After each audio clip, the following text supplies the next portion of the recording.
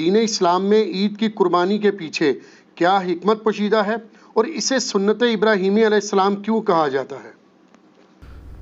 دیکھیں جی، یہ جو عید قربان کی قربانی ہے، یہ حضرت ابراہیم علیہ السلام کی یادوں میں سے ایک یاد ہے جو اللہ تعالیٰ نے قیامت تک کے لیے انسانیت میں باقی رکھی ہے۔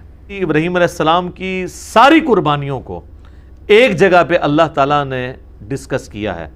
سورۃ البقرہ آیت نمبر 124، اعوذ باللہ من الشیطان الرجیم، بسم اللہ الرحمن الرحیم، وَإِذِ ابْتَلَىٰ إِبْرَاهِيمَ رَبُّهُ بِكَلِمَاتٍ فَأَتَمَّهُنَّ، اور جب جب آزمایا ابراہیم کو اس کے رب نے جن جن باتوں میں، فَأَتَمَّهُنَّ، وہ تمام باتوں میں پورا اترے۔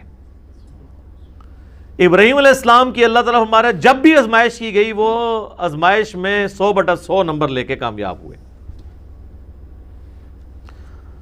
قال انی جاعلک للناس اماما، یہ اسی آیت میں ہے۔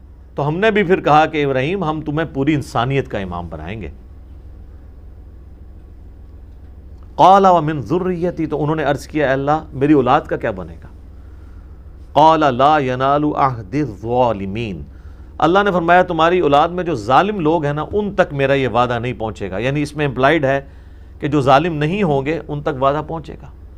بنی اسرائیل میں پہنچا ہے، انی فضلتکم علی العالمین، اور اس کے بعد بنو اسماعیل میں ہمارے محبوب صلی اللہ علیہ وآلہ وسلم آئے، اور یہ سارا معاملہ آگے سے چلا۔ ہم یہ کہتے ہیں ہم دین ابراہیمی کے اوپر ہیں۔ نبی علیہ السلام کو جس دین کی پیروی کا حکم دیا گیا وہ دین ابراہیمی ہے۔ ملت ابیکم ابراہیم وسماکم المسلمین من قبل وفی ھذا، پیروی کرو ابراہیم علیہ السلام کی ملت کی جس نے تم سے پہلے ہی تمہارا نام مسلم رکھ دیا تھا، اور اللہ نے بھی اس قرآن کے اندر تمہارا نام مسلم رکھا ہے۔ تو ابراہیم علیہ السلام کی زندگی قربانیوں سے پر ہے۔ اس میں کئی ایک واقعات ہیں جو ہماری اس شریعت کا حصہ ہیں، مختلف عبادات کی رسومات کے طور پہ۔ انہی میں سے ایک عبادت جو ہے وہ حج کی عبادت بھی ہے، اور اس میں اللہ تعالیٰ نے قربانی کی سنت کو قیامت تک کے لیے باقی رکھا۔ اسپیسیفکلی تو یہ حج والوں سے ریلیٹڈ ہے۔ اب جو لوگ حج کے لیے نہیں جا سکتے، صاحب استطاعت نہیں، تو ان کے لیے پوری دنیا میں سنت ابراہیمی کو جاری کر دیا گیا عید قربان کی قربانی کی صورت میں۔ تو اس کے پیچھے جو اللہ تعالیٰ نے ایک ظاہری سبب بنایا حضرت ابراہیم علیہ السلام کی قربانی کا، اس کا ذکر سورہ الصافات کی آیت نمبر 100 سے آنورڈ موجود ہے۔ پارہ نمبر 23 کے اندر ابراہیم علیہ السلام کے اس واقعے کا ذکر ہے جس کی وجہ سے یہ سنت باقی رکھی گئی، اس میں اس کا ذکر بھی آ جائے گا۔ ابراہیم علیہ السلام کے بارے میں اللہ تعالیٰ فرماتا ہے کہ جب وہ اپنی قوم کو چھوڑ کے اتنی قربانیوں کے ساتھ نکلے، ہجرت انہوں نے اختیار کی، تو انہوں نے اللہ کے حضور دعا کی، ربی حب لی من الصالحین، اے میرے رب مجھے صالحین میں سے اولاد عطا فرما۔ 87 ایئرز ایج ہو چکی ہے ابراہیم علیہ السلام کی، بے اولاد ہیں، 87 سال عمر، بیوی بھی بڑھیا ہو چکی ہے، 80+ ہے۔ اب وہ اللہ سے دعا کر رہے ہیں اللہ مجھے اولاد دے۔ 87 سال کی عمر میں ان کو اولاد ملتی ہے، اور وہ بچہ جب 12 سال کا ہوتا ہے، چلنے پھرنے کے قابل ہوتا ہے ان کے ساتھ۔ ابراہیم علیہ السلام کے بڑھاپے کا سہارا، 99 ایئرز ان کی ایج ہو چکی ہے، اس وقت اللہ تعالیٰ کی طرف سے ایک حکم آ جاتا ہے انتہائی آزمائش والا۔ تو اللہ تعالیٰ ہمارا فبشرناہ بغلام حلیم، ہم نے انہیں ایک حلم والے بچے کی بشارت دی، بڑا صابر بچہ تھا۔ فلما بلغ معہ السعی، جب وہ ان کے ساتھ چلنے پھرنے کے قابل ہوا، یعنی 12 سال کی اس کی عمر ہوئی۔ اب یہ بچہ کون سا ہے اس میں اختلاف ہے، ایٹ لیسٹ مسلمانوں میں اہل سنت اور اہل تشیع تو اس پہ متفق ہیں آلموسٹ آج کی ڈیٹ میں، کہ یہ حضرت اسماعیل علیہ السلام ہے جن کی نسل سے ہمارے محبوب صلی اللہ علیہ وآلہ وسلم پیدا ہوئے۔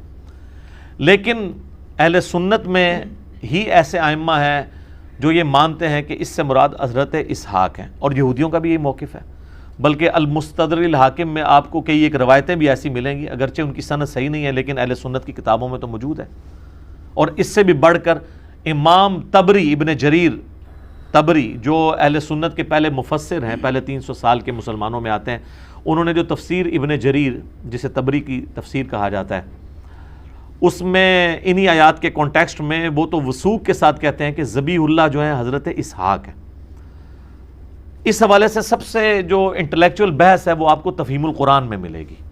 مولانا مودودی نے قرآن حکیم کی آیات سے ڈائریکٹلی تو ظاہر ثابت نہیں ہوتا، انڈائریکٹلی قرائن کے ذریعے ثابت کیا ہے کہ موسٹ پروبیبل ذبیح اللہ جو ہیں حضرت اسماعیل علیہ السلام ہے. اس کے باوجود ہمارے اسلاف میں بعض لوگ حضرت اسحاق کو ذبیح اللہ مانتے ہیں، جس طرح کہ یہودیوں میں. اس سے کوئی فرق نہیں پڑتا، کیونکہ اس میں اصل میں بتایا جا رہا ہے کہ یہ ابراہیم کی قربانی ہے. چاہے ان کا وہ بیٹا اسحاق تھا، اسماعیل تھا، اس سے کوئی فرق نہیں پڑتا. اصل ابراہیم کے لیے امتحان تھا، اسی پہ ایمفسائز کیا گیا. تو اللہ تو ہمارا جب چلنے پھرنے کے قابل ہوا، قال یا بنیا، تو ابراہیم علیہ السلام نے کہا اے میرے بچے، انی ارا فی المنام، میں نے خواب میں دیکھا ہے. یاد رکھیے گا نبیوں کا خواب وحی الہی ہوتا ہے. بخاری مسلم دونوں میں حدیث ہے کہ نبوت کا 46واں حصہ ہے خواب. انبیاء کے خواب میں شیطانوں کو دخل نہیں ہے. انی اذبحک فانظر ماذا ترى، میں یہ دیکھ رہا ہوں کہ میں تمہیں خواب میں نے دیکھا کہ میں تمہیں ذبح کر رہا ہوں، تو بتاؤ تمہاری کیا رائے ہے. اب ظاہر ہے وہ بھی نبی کا بچہ تھا، اسے پتا تھا کہ جب نبی کو خواب دکھایا گیا تو اللہ تعالیٰ پریکٹیکلی یہ قربانی چاہ رہا ہے. ظاہر ہے کہ اب وہ اس ماں کی اولاد ہے کہ جس کو بیابان میں سورہ ابراہیم میں آتا ہے کہ حضرت ابراہیم علیہ السلام ایک بالکل بیابان جگہ میں مکے کے اندر چھوڑ کے چلے گئے اللہ تعالیٰ کی توکل کے اوپر. قال یا ابت افعل، انہوں نے کہا اے میرے ابا جان کر گزریے ما تؤمر، جس کا اللہ نے آپ کو حکم دیا. ستجدونی انشاءاللہ من الصابرین، انشاءاللہ آپ مجھے صابروں میں پائیں گے. آپ کو جو آپ کے رب کا حکم ہے وہ کر گزرے. اللہ اکبر. فلما اسلما وتلہ للجبین، جب وہ ان دونوں نے سر تسلیم خم کیا. اچھا اللہ تعالیٰ اب دونوں کا ذکر کر رہا ہے، یعنی حضرت ابراہیم بھی اور ان کا بچہ بھی، اسماعیل ہوں یا اسحاق کوئی بھی، دونوں نے اللہ کے حضور سر تسلیم خم کیا. وَتَلَّهُ لِلْجَبِينَ، اور ماتھے کے بل لٹا دیا حضرت ابراہیم نے اپنے بچے کو. ماتھے کے بل اس لیے لٹایا کہ کہیں غلطی سے میری نظر بھی چہرے کی طرف نہ پڑے اور شفقت پدری جو ہے وہ کہیں پہ ٹریگر نہ کر جائے، تو میں دیکھوں بھی نہ. وَنَادَيْنَاهُ أَن يَا إِبْرَاهِيمُ، تو اللہ تعالیٰ فرماتا ہے عین اس موقع پہ جب وہ چھری چلانے لگے ہم نے پکارا کہ اے ابراہیم قد صدقت الرؤیا، بے شک تو نے سچا کر دکھایا اپنا خواب. اِنَّا كَذَلِكَ نَجْزِي الْمُحْسِنِينَ، بے شک ہم اس طریقے سے ہی جزا دیا کرتے ہیں محسنین کو. یعنی حضرت ابراہیم نے تو اپنے بچے کی لائف اور اپنی وہ محبت سٹیک پہ لگا دی تھی، بس وہ آخری لمحہ تھا نا، ادھر تک اللہ تعالیٰ لے آیا ایج کے اوپر جا کے. ان ھذا لہو البلاء المبین، اللہ تعالیٰ فرما رہا ہے یہ بہت ہی بڑی آزمائش تھی جو ہم نے ابراہیم پہ ڈالی. یار جس کو اللہ کہہ رہا ہے کہ یہ بہت بڑی آزمائش تھی، وہ آزمائش کتنی بڑی ہے، اور اس میں حضرت ابراہیم کی کتنی تعریف بیان ہوئی ہے. اللہ اکبر. تو اللہ تعالیٰ فرما رہا ہے وَفَدَيْنَاهُ بِذِبْحٍ عَظِيمٍ، تو ہم نے اس سے فدیہ اس کی جگہ ایک بہت بڑی عظیم قربانی کا بنا دیا. یعنی وہ آسمان سے اللہ کی طرف سے ایک مینڈا نازل ہوا. وَتَرَكْنَا عَلَيْهِ فِي الْآخِرِينَ، اور ہم نے اس سنت کو باقی رکھا آنے والوں میں. سلام علی ابراہیم، سلامتی ہو ابراہیم کے اوپر. کذالک نجزی المحسنین، اسی طریقے سے ہم اپنے نیکوکار بندوں کو بدلہ دیا کرتے ہیں. انہ من عبادنا المؤمنین، بے شک وہ ہمارے عبادت گزار بندوں خاص بندوں میں سے تھے. وبشرناہ باسحاق نبیا من الصالحین، اور ہم نے بشارت دی پھر انہیں اسحاق کی جو صالحین نبیوں میں سے تھا. اسی کے تحت یعنی مولانا مودودی کا موقف ہے، چونکہ حضرت اسحاق کا ذکر بعد میں آ رہا ہے تو اس سے یہی لگ رہا ہے کہ حضرت اسماعیل تھے اور حضرت اسحاق ان سے چھوٹے تھے. تو قرآن میں یعنی جو تورات میں حضرت اسحاق کو ذبیح اللہ کہا گیا ہے، لیکن چونکہ وہ ٹیمپرڈ فارم میں ہے، مہیمن اس پہ نگہبان تو یہ والی کتاب ہے، تو اس میں جو اشارہ ہے وہ حضرت اسماعیل کی طرف ہی ملتا ہے. تو اللہ تعالیٰ فرما رہا ہے کہ یہ جو ہم نے اس قربانی والی سنت کو آنے والوں میں باقی رکھا، حج کی شکل میں بھی باقی رکھا اور عید قربان کی شکل میں بھی باقی رکھا. اور سورۃ الحج میں اللہ تعالیٰ نے حج کی قربانی کا ذکر کیا ہے، اور اس قربانی کو شاعر اللہ اللہ تعالیٰ نے ڈکلیئر کیا ہے۔ اور یہ والی جو ہم جس قربانی عام جو عید قربان کا ذکر کر رہے ہیں، یہ بھی اس پہ تو پوری صورت ہے، انا اعطیناک الکوثر فصل لربک وانحر، اپنے رب کا نام لے کر قربانی کرو اور نحر کرو۔ تو یہ حضرت ابراہیم علیہ السلام کی یادیں ہیں جی، جو اس امت میں باقی ہیں سنت ابراہیمی کی شکل میں۔ لیکن اس میں اللہ تعالیٰ نے ایک بات کلیئر کٹ فرما دی، سورۃ الحج میں قربانی کا ذکر آیا تو اللہ تعالیٰ نے فرمایا کہ اللہ تعالیٰ کو نہ تو تمہاری ان قربانیوں کا خون پہنچتا ہے، نہ ہی ان قربانیوں کا گوشت پہنچتا ہے، بلکہ اللہ تمہارے دلوں کے تقوی کو چیک کرتا ہے۔ اسی کو سپورٹیو صحیح مسلم کی حدیث ہے کہ اللہ تعالیٰ تمہاری شکلوں اور مال کو نہیں دیکھتا، دلوں اور اعمال کو دیکھتا ہے کہ کس نے اللہ تعالیٰ کے لیے کمٹمنٹ شو کی ہے، اس کا اخلاص اللہ کے لیے کتنا ہے۔ تو اس حوالے سے ایک آخری بات میں کر دوں، پھر انشاءاللہ اگلے سوالات کی طرف چلتے ہیں، کہ حضرت ابراہیم علیہ السلام کی شخصیت وہ شخصیت ہے کہ ہمارے نبی کو ان کی پیروی کا حکم دیا گیا قرآن میں کئی جگہ پہ۔ سورۃ الانعام کے اندر بڑی وہ وجد امیز آیات ہیں اس کے اینڈ پہ، چونکہ سورتوں کا اینڈ بڑا جاندار ہوتا ہے۔ قل اننی ہدانی ربی الی صراط مستقیم، اے نبی تم فرما دو بے شک مجھے تو میرے رب نے ہدایت کا راستہ دکھا دیا ہے، صراط مستقیم کا۔ دین القیم ملت ابراہیم حنیفہ، یہ دین وہ ہے جس کی طرف اللہ نے میری رہنمائی کی ہے، جو کھڑا ہے ابراہیم کی ملت پہ، جو حنیفہ تھے، سب سے ٹوٹ کے ایک اللہ کے ہو جانے والے، وما کان من المشرکین، اور وہ مشرک نہیں تھے۔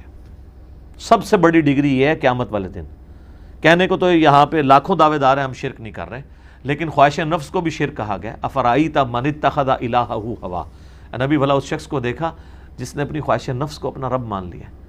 تو اس درجے میں کہ دنیا کا کوئی گناہ بھی دیکھا جائے تو وہ کسی نہ کسی درجے میں شرک کے شجر خبیثہ کی کوئی شاخ بنتا ہے۔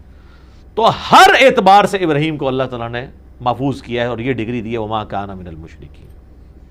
قل ان صلاتی و نسکی، اے نبی فرما دو کہ بے شک میری نماز اور میری قربانی، ومحیای و مماتی، اور میرا جینا اور میرا مرنا، للہ رب العالمین، اس اللہ کے لیے ہے جو تمام جہانوں کا پالنے والا ہے۔ وَبِذَلِكَ أُمِرْتُ لَا شَرِيكَ لَهُ، اور میں اس کے ساتھ کسی کو شریک نہیں ٹھہراتا۔ وَبِذَلِكَ أُمِرْتُ، اور مجھے اسی کا حکم ہوا ہے، وَأَنَا أَوَّلُ الْمُسْلِمِينَ، کہ سب سے پہلے میں اللہ کے حضور سر تسلیم خم کروں، سب سے پہلا مسلم میں بنوں۔ انہی آیات میں جو ہے نا، قُلْ إِنَّ صَلَاتِي وَنُسُكِي، بے شک میری نماز اور میری قربانی،